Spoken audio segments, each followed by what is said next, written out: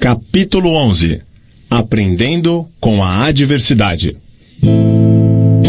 O fracasso, em algum momento, é um benefício para o homem? Sim. Na verdade, aprender com a adversidade é o terceiro dos 7 princípios. Mas poucas pessoas sabem que cada adversidade traz consigo a semente de uma vantagem equivalente. Menos pessoas ainda sabem a diferença entre derrota temporária e fracasso. Se esse conceito fosse de conhecimento geral, eu seria privado de uma das minhas armas mais poderosas que uso para controlar os seres humanos. Mas entendi que você disse que o fracasso é um dos seus grandes aliados. Tive a impressão, baseado na sua confissão, de que o fracasso faz com que as pessoas percam a ambição e parem de tentar. Aí então, você as possui sem nenhum tipo de dificuldade ou oposição por parte delas. Esse é justamente o ponto. Assumo o poder sobre elas justamente no momento em que elas desistem de tentar. Se elas soubessem a diferença entre derrota temporária e fracasso, elas não desistiriam quando encontrassem adversidades na vida. Se soubessem que cada forma de derrota e todos os fracassos trazem consigo a semente de uma nova oportunidade, elas se manteriam lutando e acabariam por vencer. O sucesso normalmente está a um passo muito curto além do ponto em que se desiste de lutar. E isso é tudo que se pode aprender na adversidade, derrota e fracasso? Não. Esse é o mínimo que alguém pode aprender. Detesto dizer isso, mas o fracasso normalmente serve como uma bênção disfarçada, porque ele quebra o padrão do ritmo hipnótico e faz com que a mente se liberte para um novo começo. Agora estamos chegando a algum lugar. Então, você confessou finalmente que mesmo a lei natural do ritmo hipnótico pode ser, e normalmente é anulada, pela própria natureza. Isso está correto? Não. Essa não é a forma correta e exata de abordar esse assunto. A natureza nunca anula nenhuma de suas leis naturais. A natureza nunca tira a liberdade de pensamento de um ser humano através da lei do ritmo hipnótico.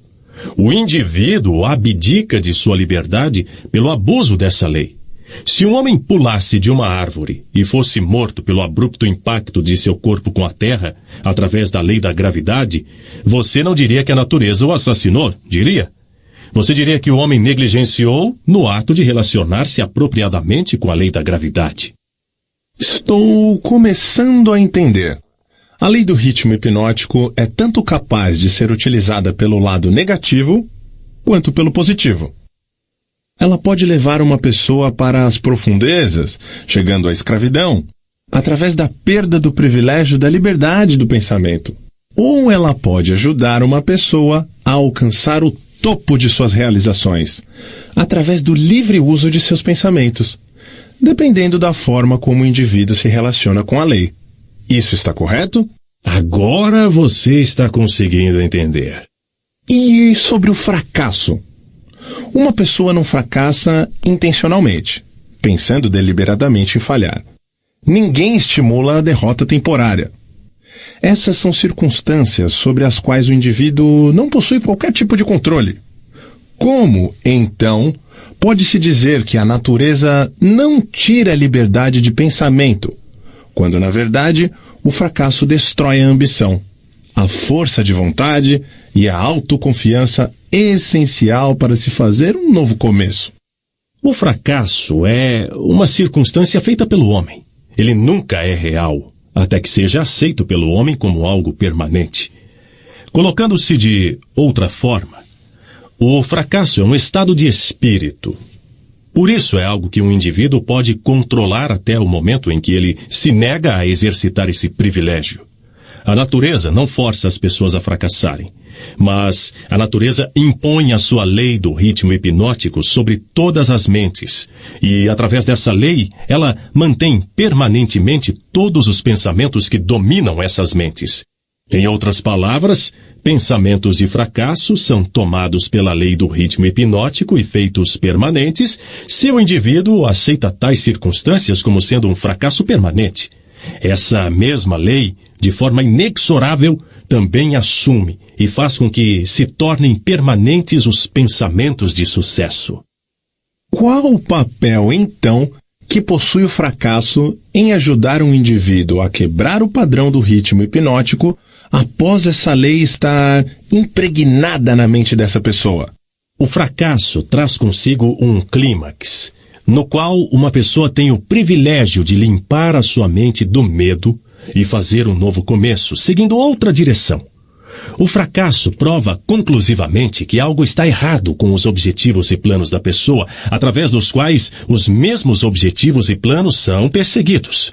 O fracasso é o ponto final do hábito que a pessoa tem seguido e, quando o mesmo é alcançado, ele força a pessoa a deixar esse caminho e seguir por outro, fazendo com que ela crie um novo ritmo para a sua vida.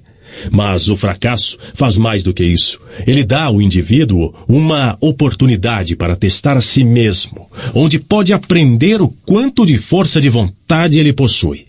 O fracasso também força as pessoas a aprenderem muitas verdades que elas nunca descobririam sem ele.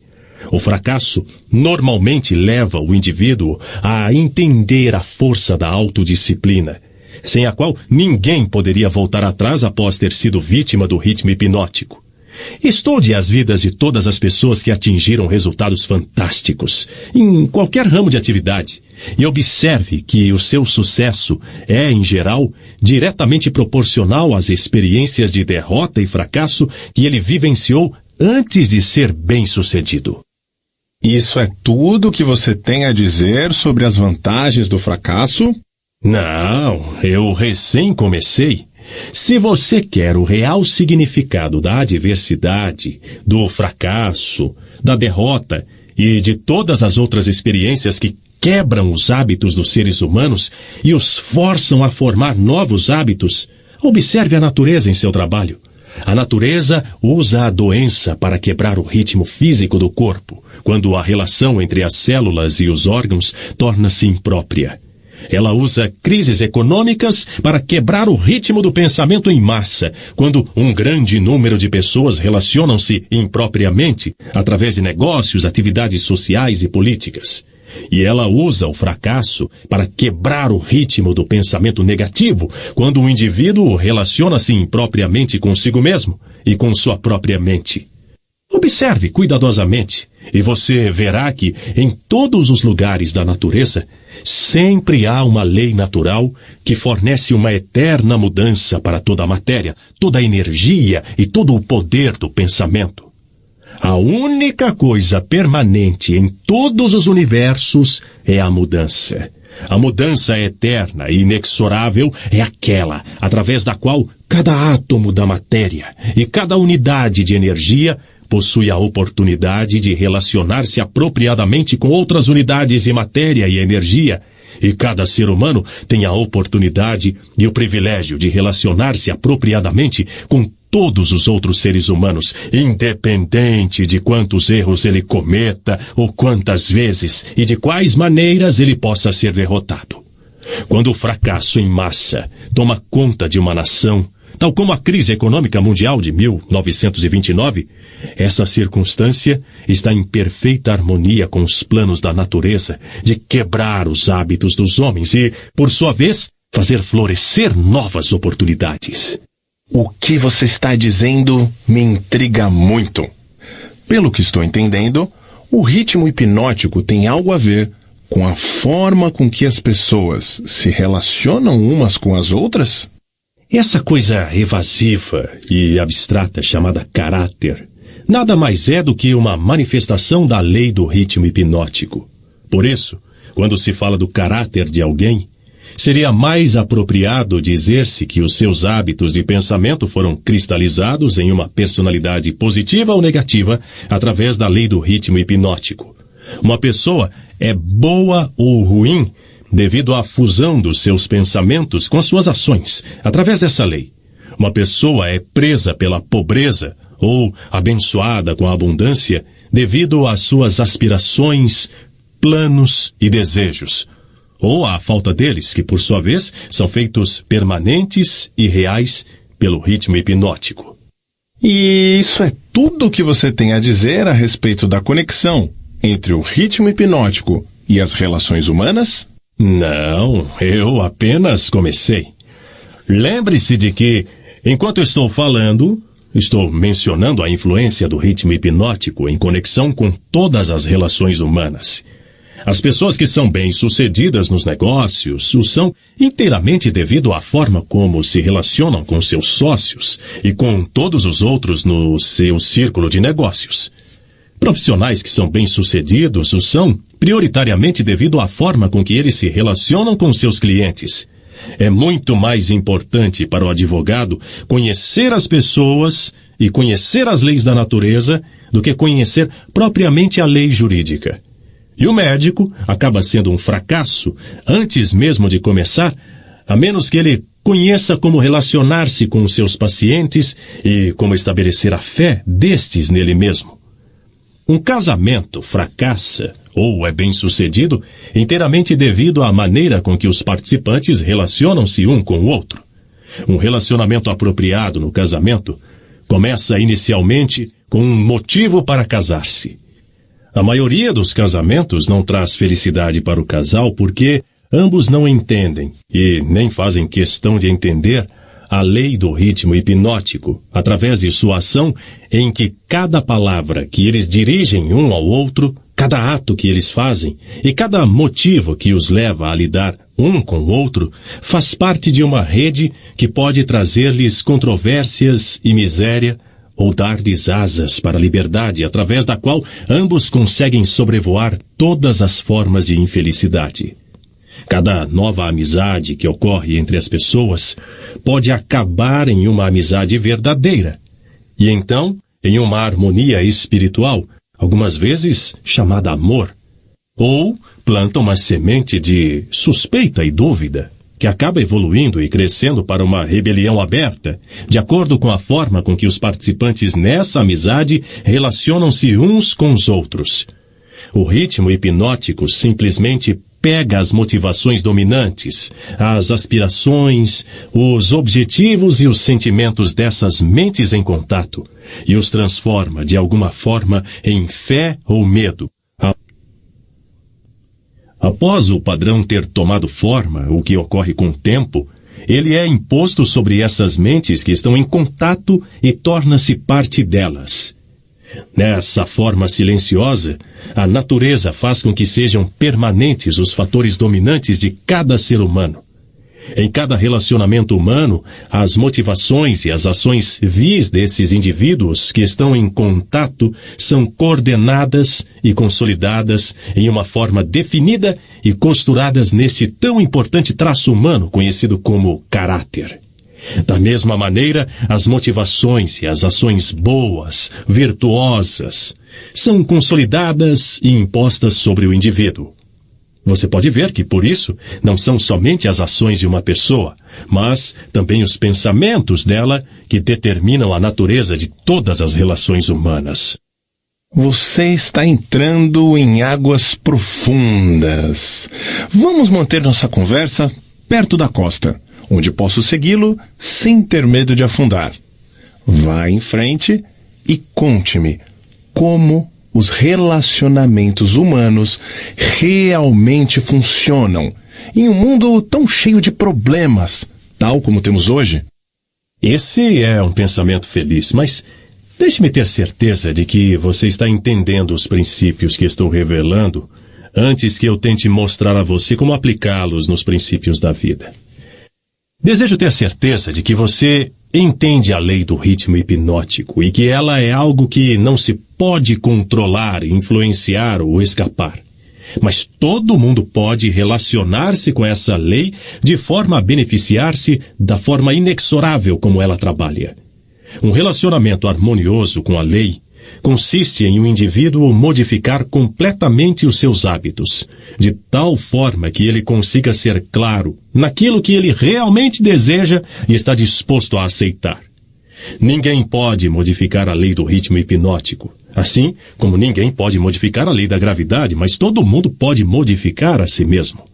Lembre-se, contudo, que, em resumo, todos os relacionamentos humanos são feitos e mantidos pelos hábitos dos indivíduos relacionados. A lei do ritmo hipnótico executa o papel de solidificar os fatores que constituem as relações humanas, mas ela não cria esses fatores. Antes de irmos mais adiante com a discussão dos relacionamentos humanos, quero que você tenha um claro entendimento da mente subconsciente. O termo mente subconsciente representa um hipotético órgão físico que, na verdade, não possui existência real. A mente do homem consiste de energia universal, alguns chamam de inteligência infinita, que o indivíduo recebe, apropria-se dela e organiza em formas definidas de pensamento através de um aparato físico completo conhecido como cérebro. Essas formas de pensamento são réplicas de vários estímulos que chegam ao cérebro através dos 5 sentidos, e do 6º sentido, que ainda não é bem conhecido. Quando qualquer forma de estímulo alcança o cérebro e toma a forma definida de um pensamento, ele é classificado e armazenado em um grupo de células cerebrais conhecido como grupo da memória. Todos os pensamentos de natureza similar são armazenados juntos, de tal forma que, quando se traz um pensamento, este mesmo leva facilmente ao contato de todos os outros pensamentos associados a ele. Esse sistema é muito similar à forma de armazenamento moderna de arquivos e também é operado de forma similar.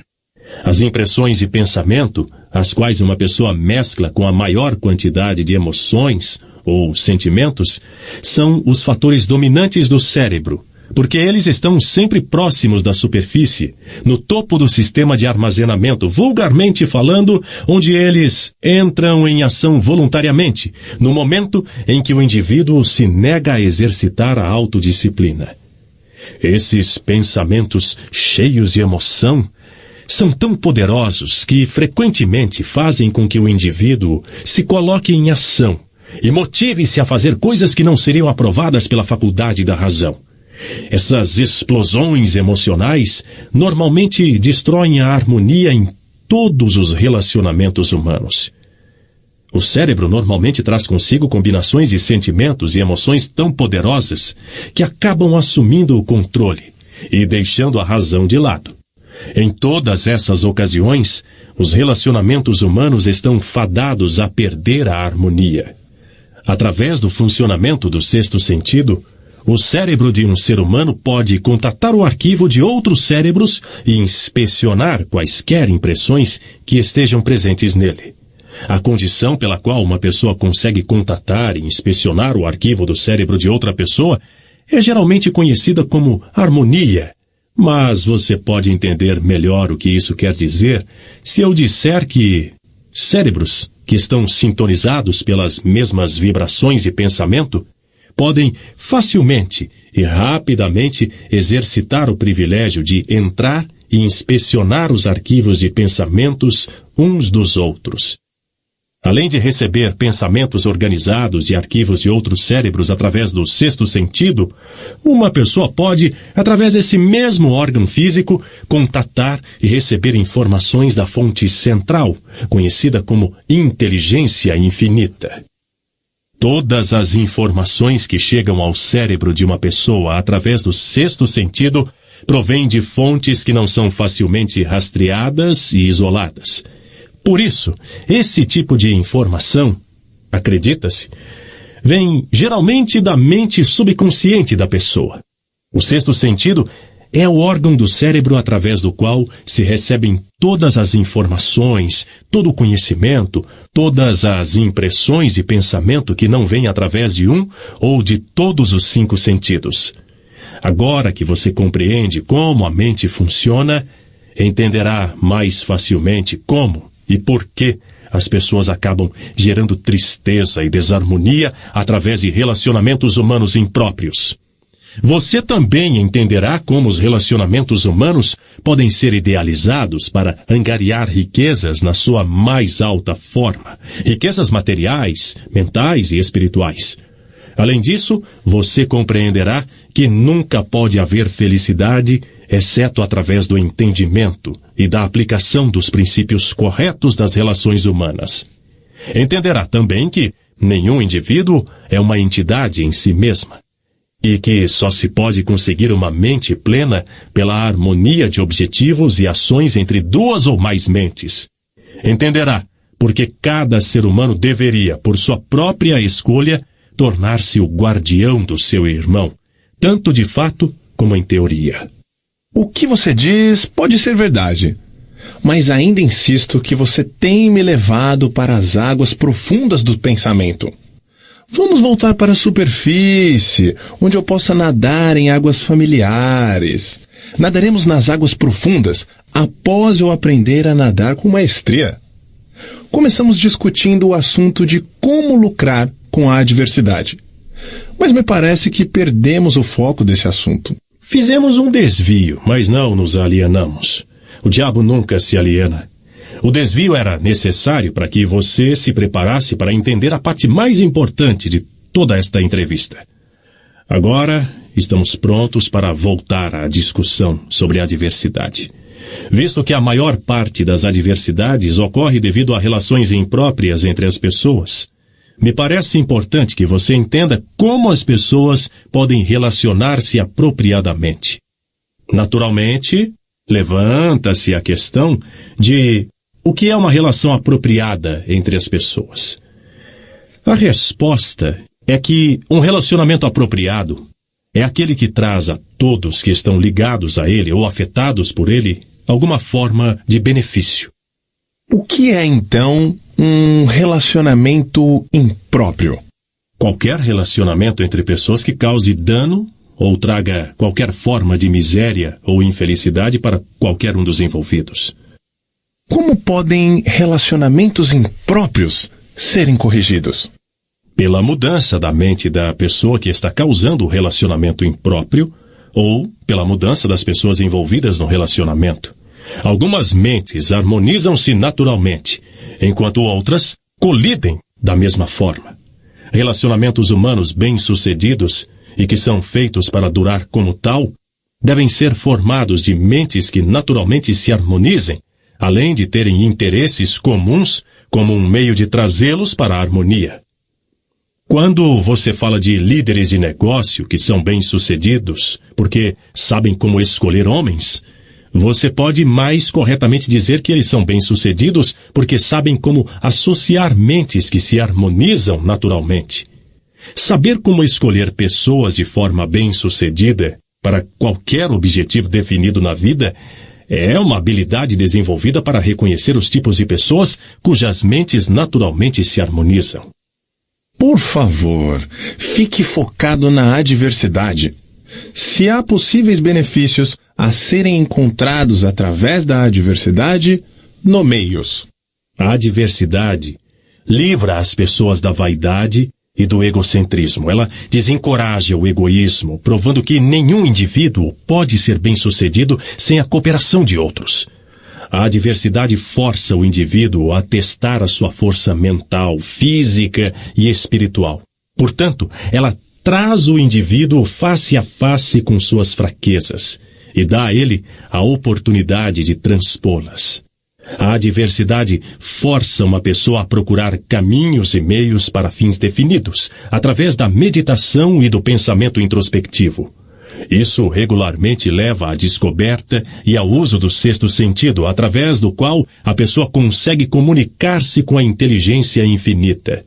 A adversidade força uma pessoa a reconhecer a necessidade de uma inteligência que não está disponível dentro de sua própria mente, mas provém de fontes externas. A adversidade quebra velhos hábitos de pensamento e dá para a pessoa a oportunidade de formar novos hábitos. Por isso, ela pode servir para quebrar o ciclo do ritmo hipnótico e mudar o seu funcionamento de negativa para fins positivos. Qual o maior benefício que uma pessoa pode receber através da adversidade? O maior benefício da adversidade é que ela pode, e geralmente o faz, forçar uma pessoa a mudar os seus hábitos de pensamento, quebrando e redirecionando a força do ritmo hipnótico.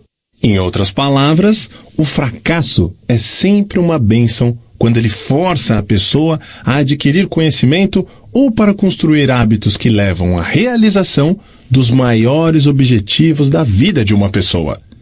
Isso está correto? Sim, e algo mais, o fracasso é uma bênção quando ele força a pessoa a depender menos das forças materiais e mais das forças espirituais. Muitos seres humanos descobrem os seus outros eus, as forças que operam através do poder do pensamento, somente após alguma catástrofe que os priva do livre e total uso dos seus corpos físicos.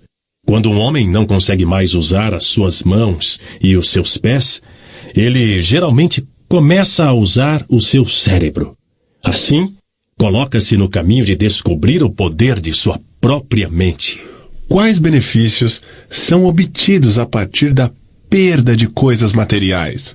Dinheiro, por exemplo. A perda de coisas materiais pode ensinar muitas lições necessárias.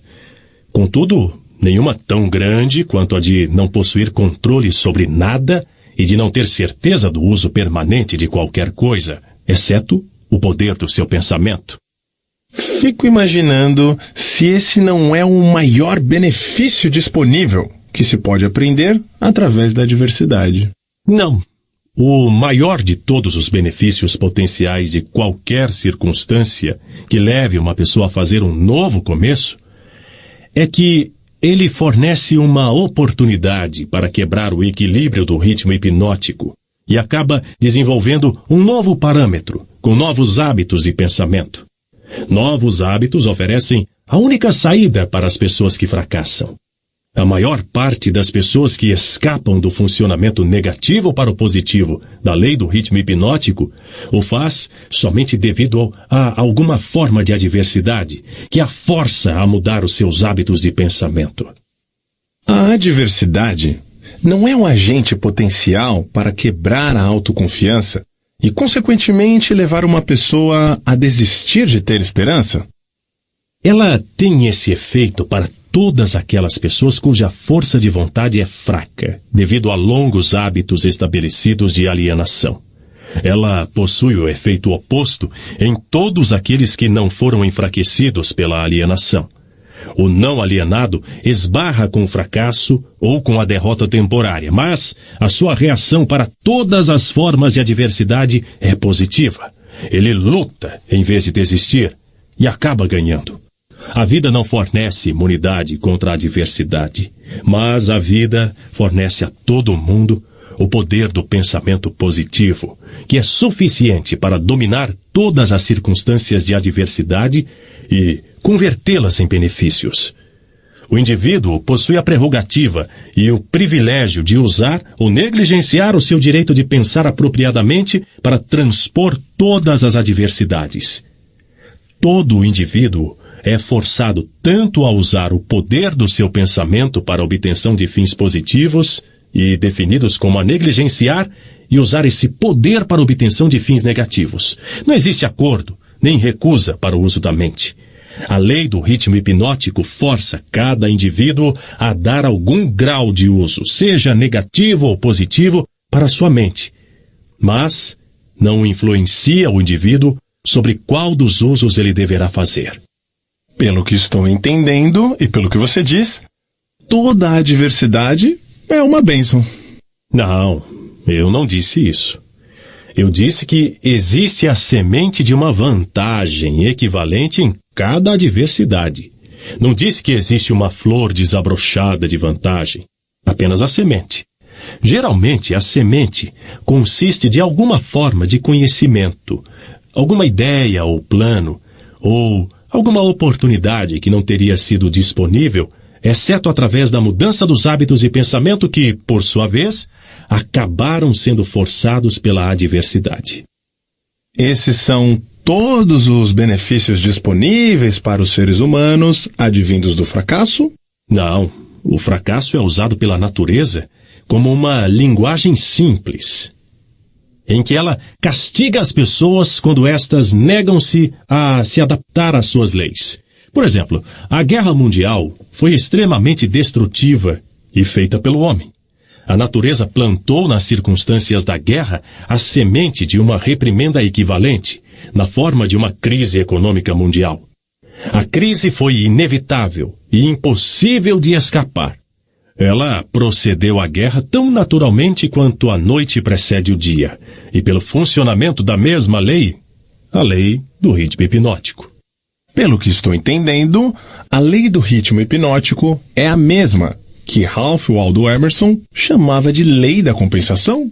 A lei do ritmo hipnótico é a lei da compensação. É a força com a qual a natureza equilibra as forças negativas e positivas através de todos os universos, em todas as formas de energia, em todas as formas de matéria e em todos os relacionamentos humanos. A lei do ritmo hipnótico opera rapidamente em todas as instâncias. Por exemplo, essa lei imediatamente abençoa uma pessoa com os benefícios da aplicação positiva dos pensamentos, ou amaldiçoa com o resultado de pensamentos negativos. Definitivamente a lei funciona, mas nem sempre é rapidamente. Tanto os benefícios quanto as penalidades incorridas através da lei podem ser colhidas por outros, tanto antes quanto após a sua morte. Pode-se observar que essa lei realmente funciona porque ela força sobre uma geração de pessoas os efeitos tanto dos pecados quanto das virtudes das gerações precedentes. No funcionamento de todas as leis da natureza, a quarta dimensão, o tempo, é um fator inexorável. A quantidade de tempo consumida pela natureza na relação dos efeitos para suas causas depende em cada momento das circunstâncias presentes. A natureza faz crescer uma abóbora em 3 meses. Um carvalho leva 100 anos para chegar a um bom tamanho. Ela converte um ovo em uma galinha em 4 semanas.